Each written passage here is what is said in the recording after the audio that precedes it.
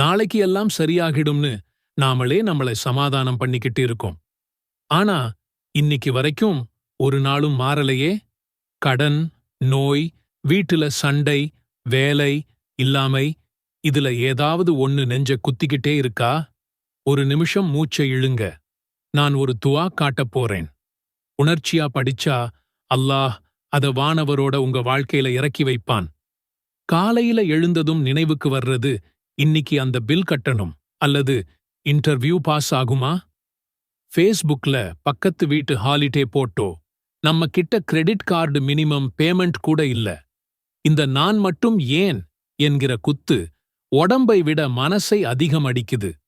நபி ஸல்லல்லாஹு அலைஹி வஸல்லம் இதை புரிஞ்சதால்தான் சொன்னாரு, துஆ என்பது விசுவாசத்தின் ஆயுதம்.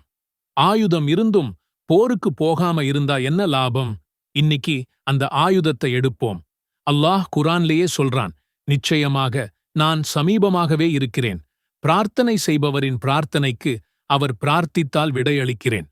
அவர்கள் என்னிடமே பிரார்த்தித்துக் கேட்கட்டும். இப்ப நான் தரப்போற துஆ ஹிஸ்னுல் முஸ்லிம் நூல்ல இருக்கு. அல்லாஹும்ம இன்னி சய்யிர்னி பிகுர்ஆனிக வஜ்அல்ஹு லீ ஈமானா வஜ்அல் கல்பி லுப்பன் வஜ்அல் السلامة لي نهجا واحلل عقدتي واسلك بي سبيل الصبر وبلغني حاجتي وفهمني واشرح لي صدري وأعظمني بطاعتك واغفر لي وارحمني واجبرني ووفقني واجعل لي نصيبا عندك.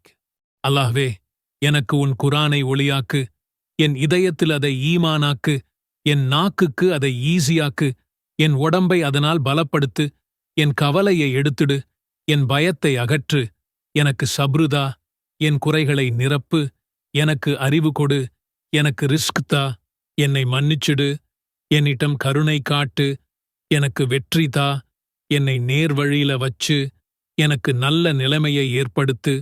இந்த ஒரே துஆவுல 13 கேள்விகள் இருக்கு.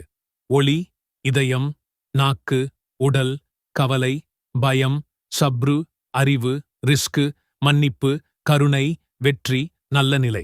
இதுல ஏதாவது ஒன்னு சரியாகிடுச்சுன்னா மீதி தானாவே லைன்ல வரும். அதான் இதை வாழ்க்கை மாற்றும் துஆன்னு சொல்றோம்.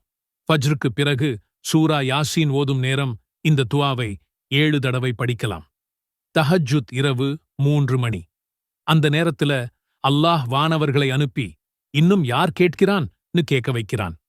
கைய உயர்த்தினா போதும். இன்னைக்கு நீங்கள் கேட்டது ஒரு துஆவின் வார்த்தைகள் அல்ல, அது அல்லாஹ்வின் வாக்குறுதி.